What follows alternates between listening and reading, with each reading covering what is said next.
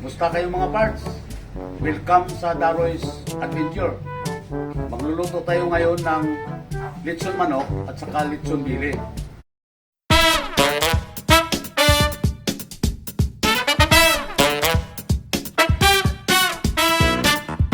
Mga parts, simulan na natin. Ito yung mga ingredients.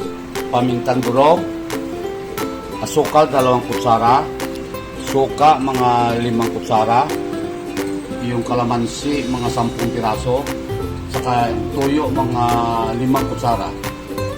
At ito sibuyas, bawang, sibuyas na daon, at saka tanglad. At saka asin, mga kalating kutsara lang. Mga parts, ang una muna natin gagawin, iwain muna natin yung pork belly.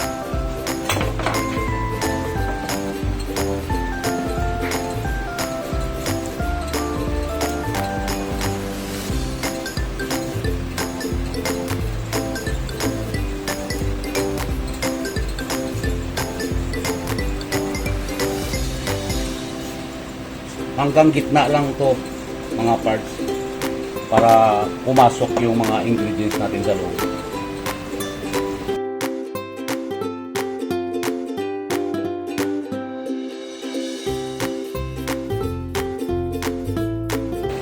At i-marinate natin to.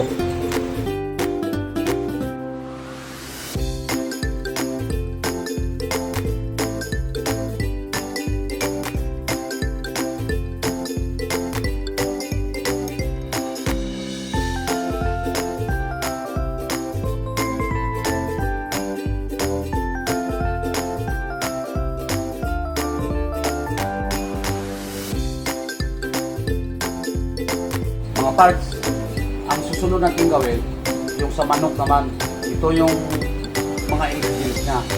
Luya, sibuyas, bawang, sibuyas na daon, tanglad, patis, kunting tuyo, pamintang durog, calamansi, at saka asukal. Ilagay na natin yung mga sangkap.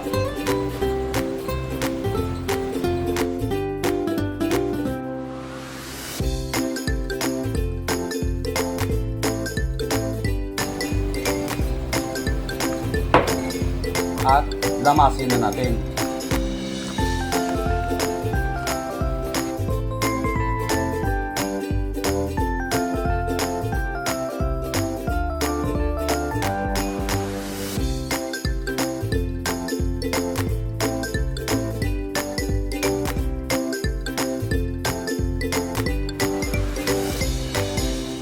At ipasok natin yung mga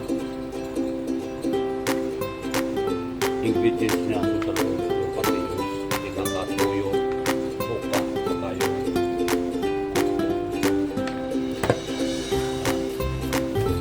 mga 2 oras to, marinate muna natin.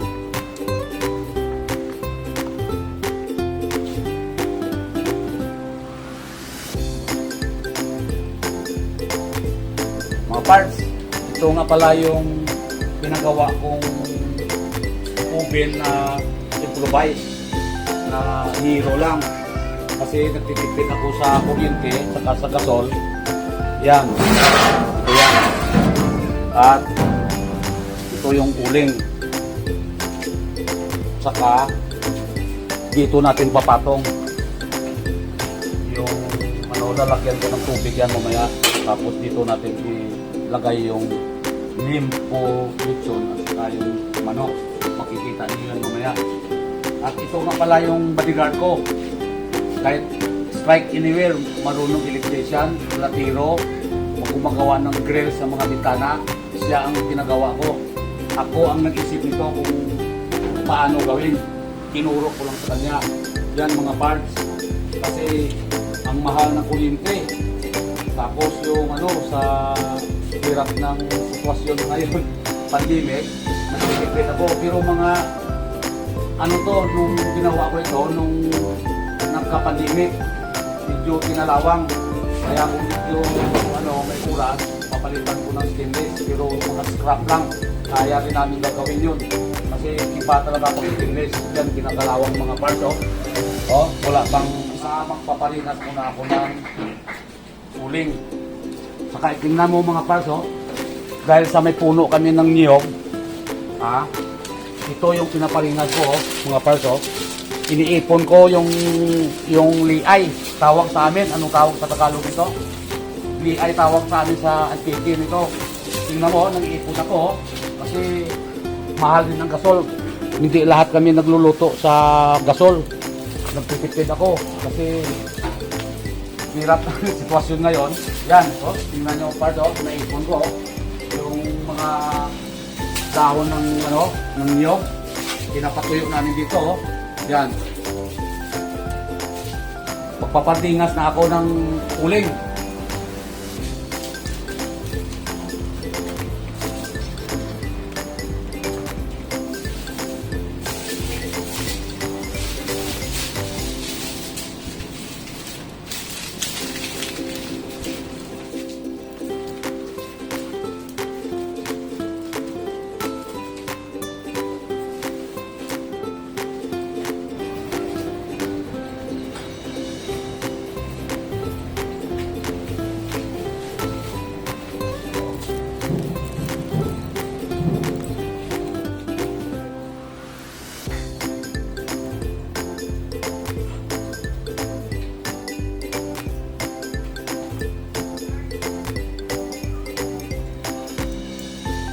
Lagyan muna natin ng tubig.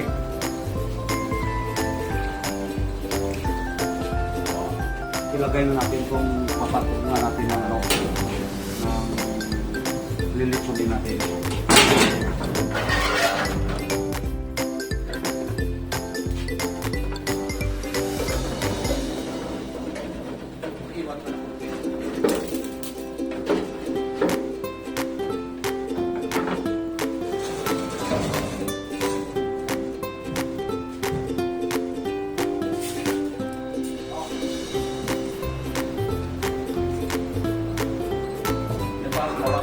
Mga parts, i-preheat muna natin itong oven.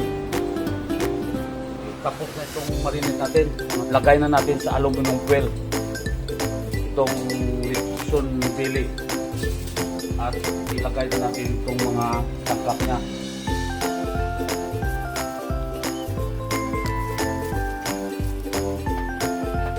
Ilagay na natin sa oven na diuling.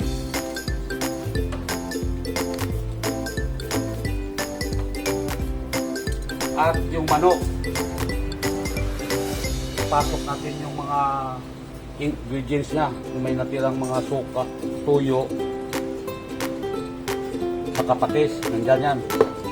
Timplado na yan. Ilagay na rin natin sa aluminum foil.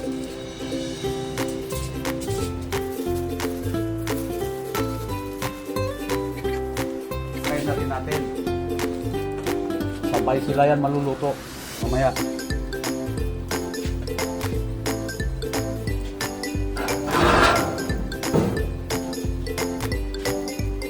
At tatakpan natin. Mga 2 oras to mga parts. Ayos na to.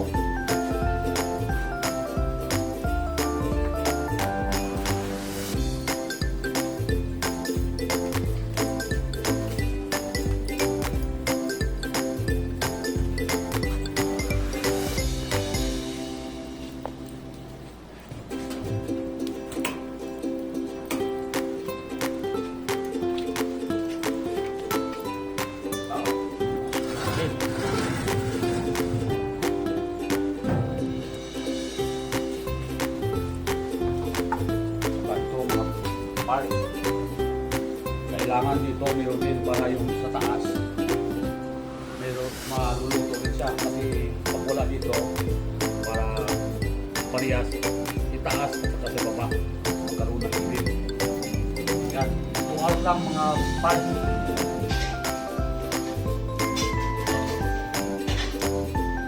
Mga parts, pagkatapos ng 1 oras check natin.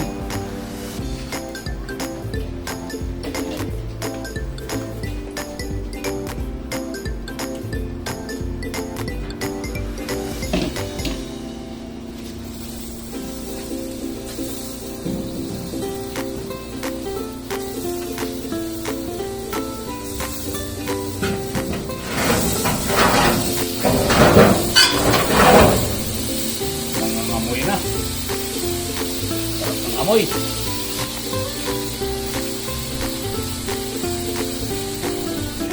Mga parts, itong limpo,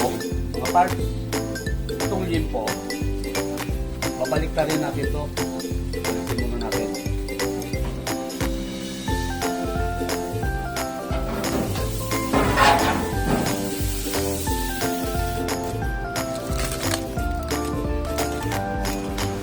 Palitan natin ng oil.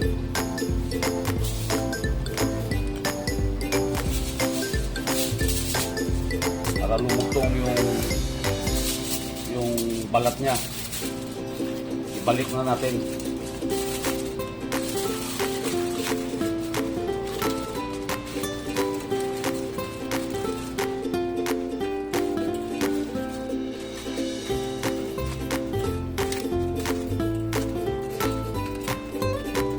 Itong manok, malapit na maluto ito. Maluto na. Ayan.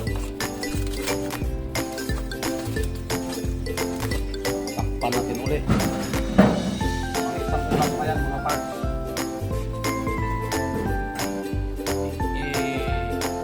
Ilipat na natin sa pamilya para ang magsusubik siya.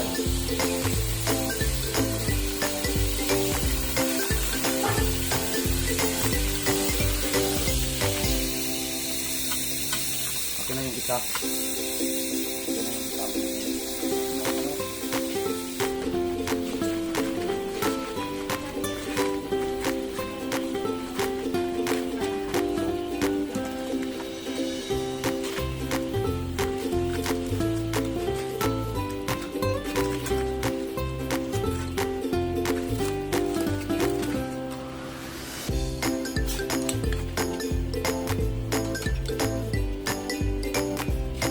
At saka yung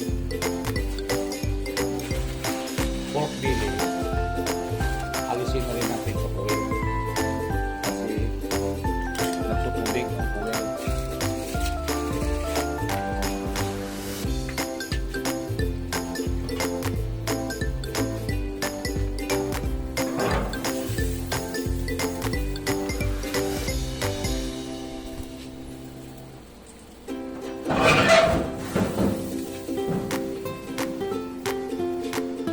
Ngayon mga pards, papahiran na natin ng mantika.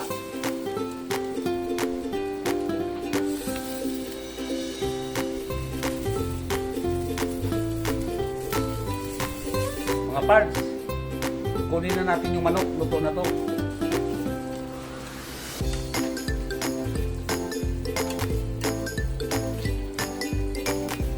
Tapos ang amoy oh. Wow!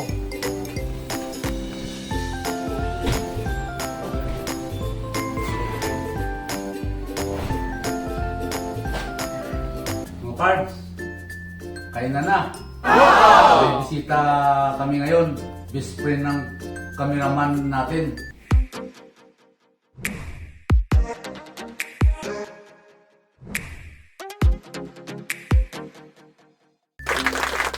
Manalangin muna tayo.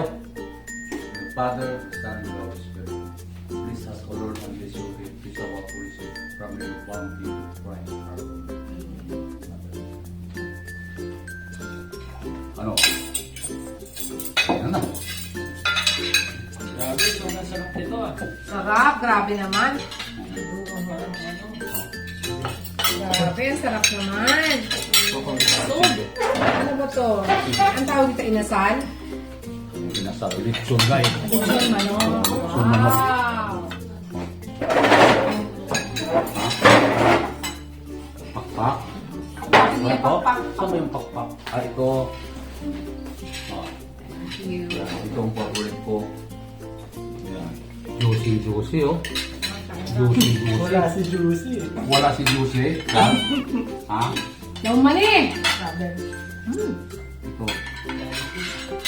Ito, Ralph. Best friend ng mga Walang bata. nasa Cebu ako. Bata. Mayan na ako. Pagka ganitong ulam. Ah, grabe. Matikman ko yung balat niya. Lumagatok rin. Akala ko. Palpak. Parang katibo ako. Grabe. So magkatok rin yung ginawa ko. Grabe. Minta-minta lang, baboy. Silic acid naman. Kuya Ram, masarap ba? Hindi pa nga natin siguro. May pawal ng kanin, be. Soy. Oo. Ito. Ako sila yung soy. Sin! Minta-minta lang. Yung balapay. Mga part, namimiss ko talaga si Bo.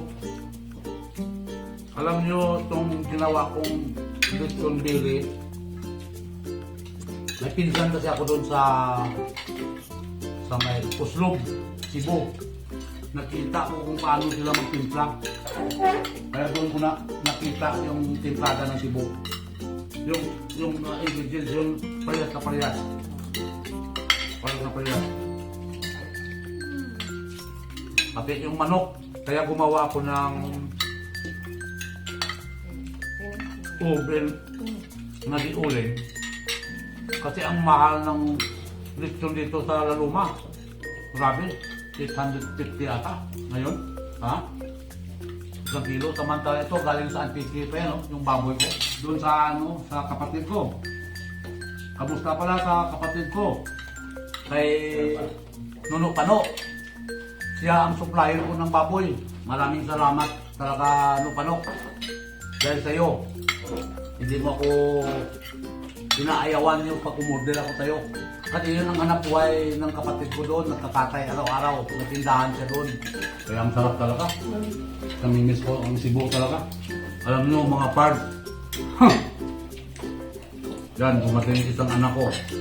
Wala nang natira. Ito. Okay. Oh. Wala na. Naubusan. Bilis. 1 kilo lang kasi yun eh.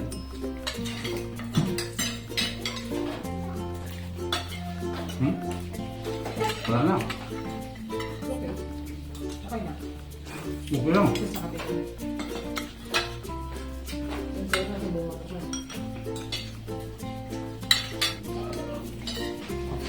Ha? Wartoy. Ito lang. Ano? Wartoy. Mga parts, kung magustuhan nyo itong luto ko, please comment down below. Please like, share, And subscribe. oh. Down